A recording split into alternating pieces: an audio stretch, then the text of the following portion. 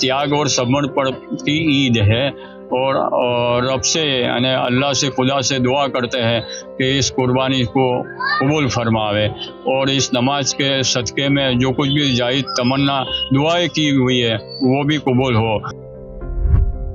जी मैं बड़ौदा शहर खतीब सैयद अमीरुल्लाह शुक्रुल्लाह आज गाजरावादी खाते आई हुई ये स्थल पर जो ईदगाह मस्जिद है, यहाँ पर बहुत से समुदाय मुस्लिम समुदाय ने नमाज अदा की है जो ईद उल अजहा यानी बकरीद से मानी जाती है। कहा जाता है कि ये एक त्याग और समर्पण की ईद है और रब से यानी अल्लाह से खुदा से दुआ करते हैं कि इस कुर्बानी को कबूल फरमावे और इस नमाज के सदक़े में जो कुछ भी जायज़ तमन्ना दुआएं की हुई है वो भी कबूल हो।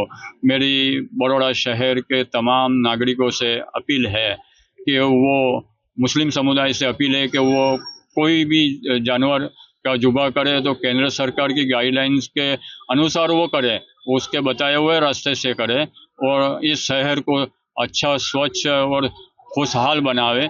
इस तरह मेरी समाज से मुस्लिम समाज से दुआ है और इस बड़ौदा शहर समुदाय जो तमाम समुदाय को मैं ईद मुबारक पेश करता हूँ। साथ साथ मेरे मीडिया का भी मैं आभारी हूँ कि मेरी आवाज़ ये आवाम तक इन लोगों तक पहुँच रही है। मैं सभी नागरिकों को ईद मुबारक पेश करता हूँ।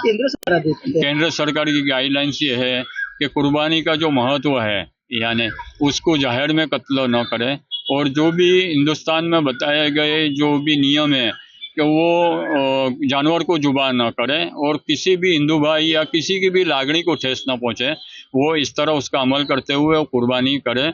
वही इस्लाम हमें सिखाता है, वही इस्लाम हमें समझाता है, वही इस्लाम हमें अमल करने का जज्बा देता है। तो उसको पहले अमल करें और फिर बाद में वो उसको अमल में लाने की कोशिश करें।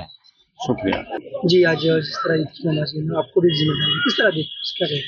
आज ईद उल अजहा का मुबारक दिन है। जिस तरह से आपने देखा कि मुस्लिम समाज के तमाम लोगों ने एक साथ मिलकर ईदगाह में खतीब साहब की आगेवानी में नमाज अदा की है।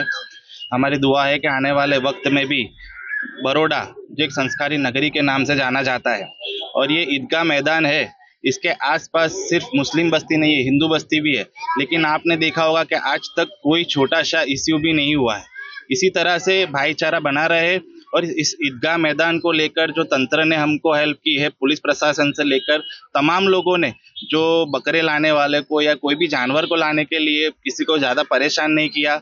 और मैं मुस्लिम समाज को भी अभिनंदन देना चाहता हूं कि उन्होंने भी सरकार की एसओपी के हिसाब से कुर्बानी को अदा किया है। और मेरी गुजारिश ये भी है कि अपने स्वच्छता के साथ, हमारा इस्लाम खुद कहता है कि पाकी साफी आधा ईमान है, એટલે स्वच्छताમાં અડધો ईमान છે। इसी तरह से स्वच्छता के साथ कुर्बानी की जाए, किसी की भी लागणी ना दुबाए, तमाम धर्मों का सम्मान किया जाए, इसी तरह से ईद उल अदा अदा की जाए, यही हमारी दुआ है। आपका परिचय? एडवोकेट जुनैद सैयद। प्रभात